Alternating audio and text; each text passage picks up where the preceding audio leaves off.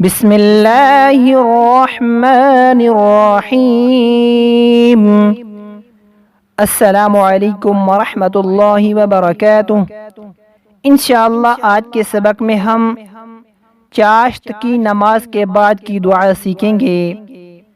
چاشت کی نماز پڑھ کر یہ دعا پڑھیں: اللہم بک احاول وبك أصاول وبك أقاتل اللهم بك أحاول وبك أصاول وبك أقاتل۔